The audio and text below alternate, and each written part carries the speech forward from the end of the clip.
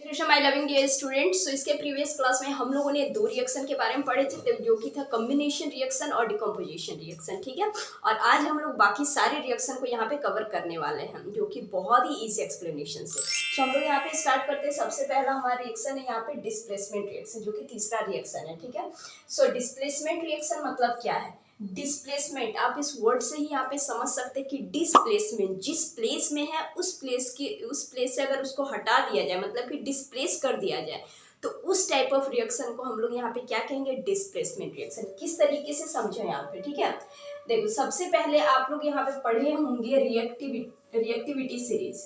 Reactivity series जो पढ़े, ये यहाँ पे बहुत ही ज़्यादा आपका इम्पोर्टेंट है। क्योंकि क्वेश्चन जो है आपका डायरेक्टली यहाँ पे इक्वेशन से रिलेटेड भी आ जाता है, साथ ही साथ आपको यहाँ पे ऑब्जर्वेशन भी पूछ दिया जाता है। इसीलिए ये सारी चीज़ों को आपको जानना जरूरी है। अगर रिएक्टिविटी सीरीज आपको नहीं याद है, आप यहाँ पे देख सकते हो। ठीक है, सबसे पहले हमारा यहाँ पे पोटासियम है, देन सोडियम, कैल्शियम, ठीक है, KNaCl, ZnFeSnPb, HCuAgAuNPt। ठीक है, इस तरीके से ये जो है ये हमारा रिएक्टिविटी सीरीज है।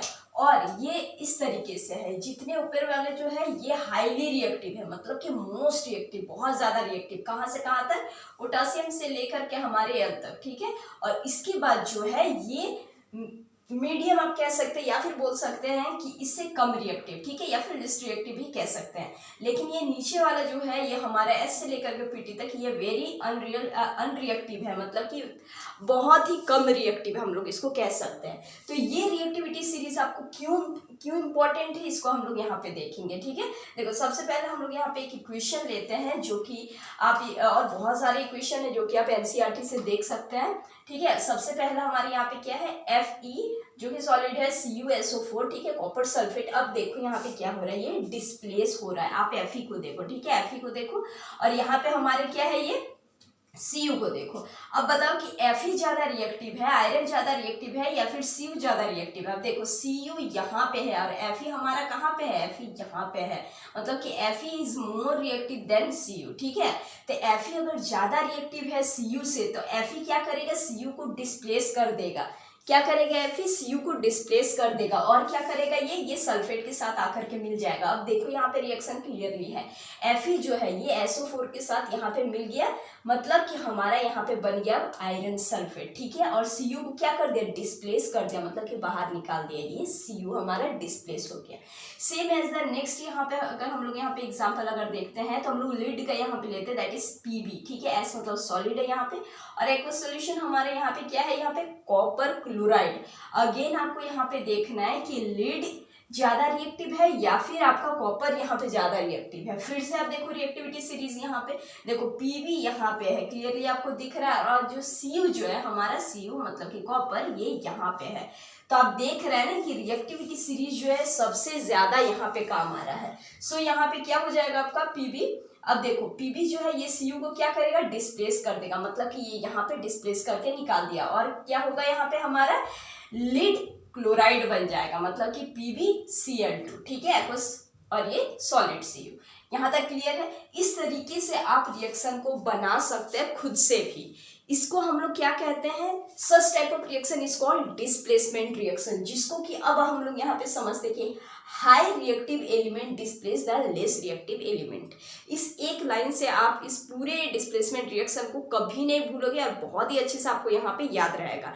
क्या कह रहे हैं कि एलिमेंट जो है, जो सबसे ज्यादा रिएक्टिव होगा, जो भी आपके इक्वेशन में गिवन है, जो सबसे हाईएस्ट जो रिएक्टिव जो होगा, वो क्या करेगा? लेस रिएक्टिव को डिस्प्लेस कर देगा। ठीक है, जिस तरीके से हमारे यहाँ पे Fe जो है वो डिस्प्लेस किया, और लीड जो है वो डिस्प्लेस किया। ठीक है, और कॉपर सल्फेट से यहाँ पे क्या बना? आयरन सल्फेट, और यहाँ पे क्या बना? Lead chloride.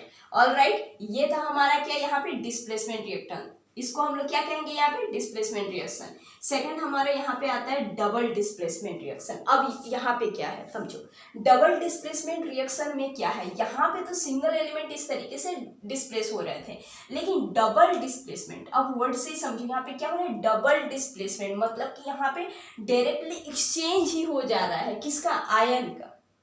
ठीक है, या फिर आप कह सकते हैं इंटरचेंज ईच अदर। किस तरीके से इंटरचेंज हो रहा है? देखो समझो, यहाँ पे ये हमारा क्या है भाई? देखो ये हमारा है Na2SO4, ठीक है, और ये क्या है? बेरियम क्लोराइड है, ठीक है भाई।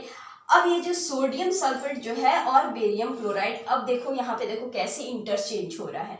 ये जो है सोडियम, ये जाकर के यहाँ पे हमारा बेरियम जो है, ये देखो यहाँ पे देखो किस तरीके से देखो इंटरचेंज हो रहा है। और क्या बन रहा है यहाँ पे, व्हाइट पीपीटी बन रहा है, मतलब कि Na जाकर के यहाँ पे आ रहा है और हमारा Ba जो है वो इधर आ रहा है प्रोडक्ट में। सो रिएक्टेंट में जो यहाँ पे एलिमेंट जो गिवन है वो प्रोडक्ट में जाकर के अपने प्लेस को यहाँ पे इंटरचेंज कर रहा है। और आप कह सकते हैं कि आयन का यहाँ पे एक्सचेंज हो रहा है, ठीक है, Cl माइनस और SO4 का, ठीक है। तो आयन का यहाँ पे इंटरचेंज हो रहा है। और अगर इसमें अगर आपको ऑब्जर्वेशन अगर पूछे तो यहाँ पे क्या बन रहा है, ये white PPT. What you mean by this white PPT?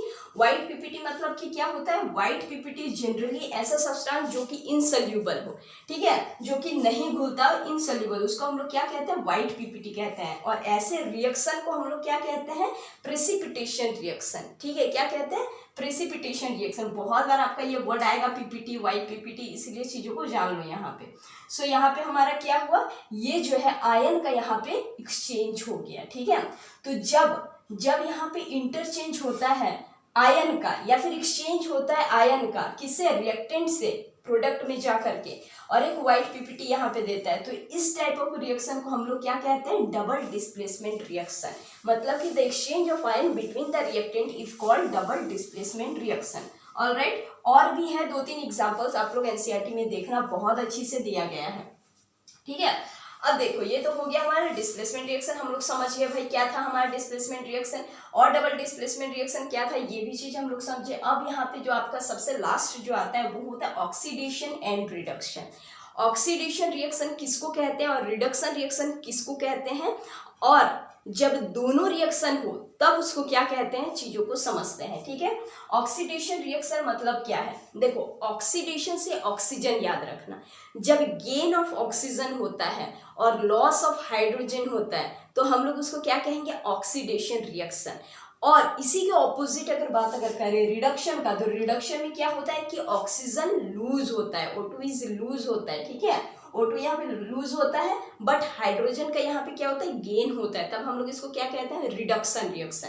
और जब ये दोनों रिएक्शन अगर हो तो हम लोग इसको क्या कहेंगे, रेडॉक्स रिएक्शन। क्या कहेंगे हम लोग इसको, क्या कहेंगे, रेडॉक्स रिएक्शन, ठीक है। रेडॉक्स रिएक्शन मतलब देखो यहाँ पे क्या है, रेडॉक्स रिएक्शन, यही बात, आर ई से याद रखना यहाँ पे RED, ठीक है, रेड से याद रखना यहाँ पे रिडक्शन, और OX से याद रखना यहाँ पे ऑक्सीडेशन, इसीलिए दोनों को मिला करके यहाँ पे बना दिया गया क्या है, रेडॉक्स रिएक्शन, ठीक है।